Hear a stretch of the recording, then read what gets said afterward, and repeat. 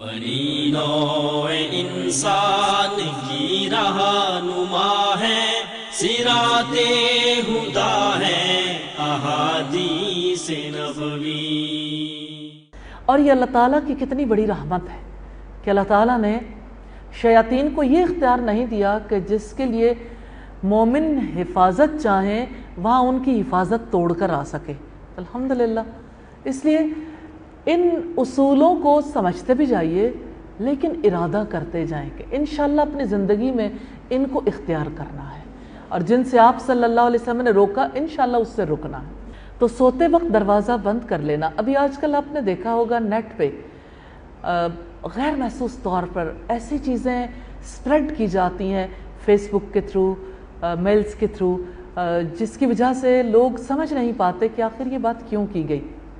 مثال کے طور پر دروازہ بند کرنے کی وجہ سے یا دروازے کو لاک لگانے کی وجہ سے پچھلے دنوں میں ایک میل مختلف لوگوں کو بھیجی جا رہی تھی جس میں کارٹونز بنا کے دکھائے گئے کہ پاکستانی افراد جو ہیں آخری بات کیا کر کے سوتے ہیں کہ گھر کا دروازہ بند کر لینا یا لاک کر لینا، لیکن اس کو اس قدر تمسخر اڑانے کے انداز میں پیش کیا گیا تھا کہ ہر کوئی آخری کام کرنا بھول جائے۔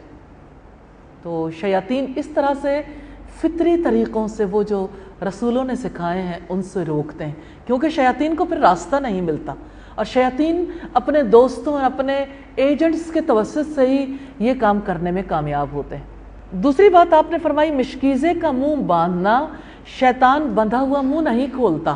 آپ نے حکمت یہ بتائی۔ اچھا، مشکیزے میں کیا ہوتا ہے؟ پانی۔ مشکیزے میں کوئی اور چیز بھی ہو سکتی ہے۔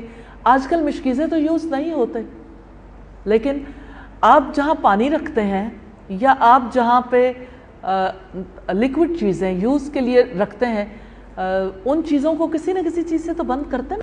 جس باٹل کو بند کر دیا گیا یا جس چیز کو بھی ٹائٹ کر دیا گیا، اوپر سے اس کا منہ بند کر دیا گیا کسی بھی طریقے سے، اس میں شیاطین نہیں گھس سکتے۔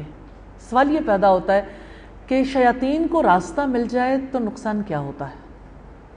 یہ آپ اچھے طریقے سے سمجھ سکتے ہیں کہ دشمن وار کرنے سے کبھی نہیں چوکتا، وہ وار کسی بھی طرح کا ہو سکتا ہے۔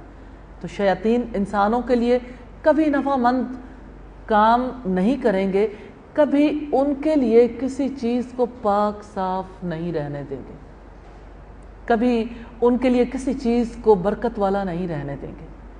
اس لیے یہ طے کر لیجئے کہ انشاءاللہ تعالی اپنی پینے کی چیزوں کے منہ بند کر کے رکھنے، کھلے نہیں چھوڑنے۔ تیسری بات آپ صلی اللہ علیہ وسلم نے ارشاد فرمائی، برتن ڈھانکنا، شیطان برتن سے اس کا ڈھکن نہیں اتارتا۔ برتن کئی طرح کے ہوتے ہیں، جس میں کھانا پکایا جاتا ہے، جس میں کھانا پیش کیا جاتا ہے، پھر جس میں کھانا جو ہے وہ پریزرو کیا جاتا ہے، پھر اسی طرح سے برتنوں کے اندر اور چیزیں بھی، اور اشیاء بھی رکھی جاتی ہیں۔ جیسے آپ دیکھیے کہ پانی کی قلت ہو جاتی جن علاقوں میں، تو وہاں واش رومز میں اور مختلف جگہوں پہ پانی جو ہے سٹور کیا جاتا ہے۔ اگر پانی کسی بالٹی میں، یہ ٹب میں سٹور کر رہے ہیں، تو عام طور پر لوگ اس چیز کی ضرورت خیال نہیں کرتے کہ اس کے اوپر کسی چیز سے اسے کور اپ کر دیں۔ تو رسول اللہ صلی اللہ علیہ وسلم نے فرمایا برتن ڈھانکنا، ڈھانپ کے رکھو۔ ریزن کیا ہے؟ شیطان برتن سے اس کا ڈھکن نہیں اتارتا۔ شیاطین کھانے کو خراب کر سکتے ہیں، شیاطین کھانا چرا بھی سکتے ہیں، شیاطین پینے کی چیزوں کو بھی خراب کر سکتے ہیں۔ تو رسول اللہ صلی اللہ علیہ وسلم کے حکم پر عمل کرنا ہے انشاءاللہ۔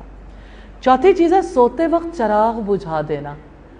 اگرچہ یہ بات درست ہے کہ آج کے دور میں اس کا اطلاق آپ کی لائٹ پر، جو چھوٹے بلب جلائے جاتے ہیں گھروں میں یا لیمپس جلائے جاتے ہیں، ان پر نہیں ہوتا، کیونکہ ان کی ٹیکنالوجی ڈیفرنٹ ہے۔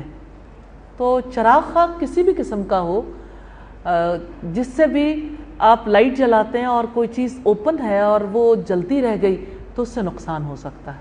اس لیے ایسی چیزوں کو یعنی بند کر کے پھر سکون سے سونا ہے۔ سوتے وقت چراغ بجھا دینا، فاسق چراغ کو گھر والوں کے سمیت جلا دیتا ہے۔ یعنی دور کے اعتبار سے جو فرق آ گیا، تو آج جو چیزیں نقصان دینے والی ہیں، جن چیزوں کو بند کر کے سونا چاہیے ان کو کھلا چھوڑ کے نہیں سونا چاہیے۔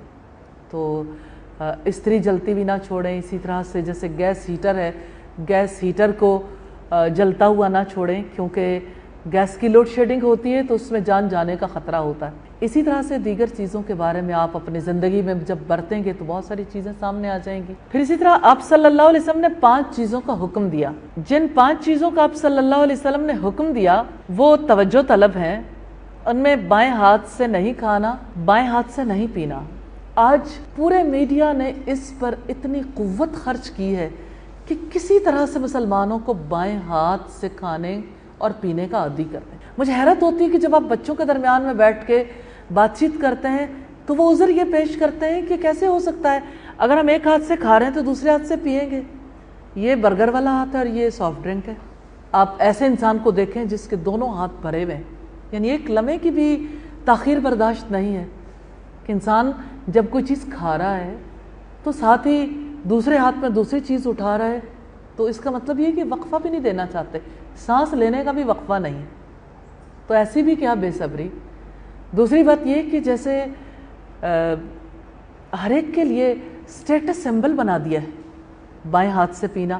آپ کبھی ٹی وی چینلز پہ دیکھیے، چائے کا مگ پڑا ہوگا لیفٹ سائڈ پہ، لیفٹ سائڈ سے اسے یوز کر رہے ہوں گے۔ فخریہ لوگ سمجھتے ہیں کہ اس طرح شاید ہم بہت بڑے ہو گئے اور اس طرح ہم ترقی پسند کہلائیں گے، اس طرح زمانے کے لوگ ہمیں عزت دیں گے۔ عزت کا یہ معیار ہے کہ وہ چیز اختیار کریں جو نقصان دینے والی۔ بات تو عجیب سی ہے، لیکن کیسی عجیب بات ہے کہ یوں تو لوگ اپنے آپ کو تہذیب یافتہ کہتے ہیں، لیکن جس ہاتھ سے اپنی نجاست گندگی کو صاف کرتے ہیں اسی ہاتھ سے کھاتے پیتے ہیں۔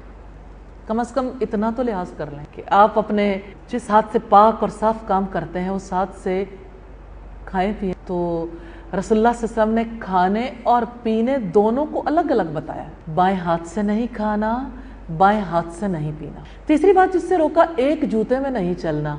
اس میں بھی بڑی حکمت ہے۔ ایک جوتے میں چلنے کی وجہ سے جب آپ اونچے نیچے ہو کے چلیں گے جوتا لامحالہ بڑا ہوتا ہے، دونوں پاؤں برابر نہیں، اور جوتے کی وجہ سے انسان اپنے ایک پاؤں کو محفوظ کرتا ہے، سائیکلوجیکلی دوسرا پاؤں بھی وہ محفوظ محسوس کرتا، اتنی احتیاط نہیں کر سکتا۔ اونچی نیچی راہوں پر اگر ایک پاؤں ایک طرح پڑا ہے تو دوسرے پاؤں کی وجہ سے نقصان پہنچ سکتا ہے۔ اس میں انسان کے اپنے لیے فائدہ ہے، اور ویسے بھی دیکھنے میں بھی انسان بڑا ہونق سا نظر آتا ہے کہ انسان نے ایک پاؤں میں جوتا پہنا اور دوسرے پاؤں میں نہ پہنے۔ آج کل عجیب عجیب چیزیں رواج دی جا رہی ہیں۔ اسی طرح سے آپ صلی اللہ علیہ وسلم نے شرم و حیا کے پیش نظر چادر کو مخصوص انداز میں باندھنے سے منع کیا، اور یہ مخصوص انداز ایسا ہے جو عربوں کے یہاں جیسے چادر باندھتے تھے تہبند کے طور پر، اس کی وجہ سے جب یعنی اس خاص انداز میں چادر باندھی جاتی تھی تو شرمگاہ کے نظر آنے کا امکان ہوتا تھا۔ تو یہاں پہ آپ صلی اللہ علیہ وسلم نے اسی سے روکا ہے کہ حبو نہیں کرنا اس نشست کو کہتے ہیں جس میں کوئی شخص بیٹھ کر اپنی دونوں پنڈلیاں ملا کر گھٹنے کھڑے کر دے اور ہاتھ پنڈلیوں پر باندھ لے۔ آپ اس پوزیشن کو اچھا طریقے سے سمجھتے ہیں کہ جب آپ بیٹھے ہوں اور گھٹنے کھڑے کر لیں اور ہاتھوں کو گھٹنوں پہ باندھ لیں تو ظاہر ہے کہ انسان کی شرمگاہ نظر آ سکتی ہے۔ سم ٹائمز ایسا بھی ہوتا ہے کہ جیسے دیہاتوں میں آپ دیکھتے ہیں کہ کمر اور پنڈلیوں کے ارد گرد کپڑا باندھ لیتے ہیں تاکہ وہ پوزیشن ختم ہی نہ ہو، اسی پوزیشن میں بیٹھے رہیں۔ تھکاوٹ دور کرنے کی وجہ سے یا کسی اور وجہ سے کوئی نہ کوئی بات ہوگی، تجربہ کار لوگ زیادہ بہتر جانتے ہیں۔ رسول اللہ صلی اللہ علیہ وسلم نے اس انداز سے بیٹھنے کو اور چادر باندھنے کو منع کیا ہے۔ اس سے خاص بات ہمیں پتہ چلتی ہے کہ لباس کو کسی ایسے طریقے سے پہننا جس کی وجہ سے سطر کھل جائے جائز نہیں ہے، اس سے اللہ کے رسول نے روکا ہے۔ اور اگر مردوں کو روکا ہے تو خواتین کے لیے تو سطر کی حفاظت بدرجہ اتم ضروری ہے۔ اسی طرح سے آپ صلی اللہ علیہ وسلم نے آخری چیز یہ بتائی کہ اس طرح حبو نہیں باندھنا کہ شرمگاہ نظر آ رہی ہو۔ صحیحہ میں یہ 2974 نمبر پر ہے۔ سبحانک اللہم و بحمدک نشہد ان لا الہ الا انت نستغفرک و نتوب الیک۔ السلام علیکم ورحمۃ اللہ وبرکاتہ۔ ہمیں زندگی کا کرینہ سکھائیں، رہن سہن اور کھانا پینا سکھائیں، مساوات و اخلاق جملہ مسائل، ہمیں الغرض مرنا جینا سکھائیں۔ بنی نوع انسان کی رہنما ہے، صراط ہدیٰ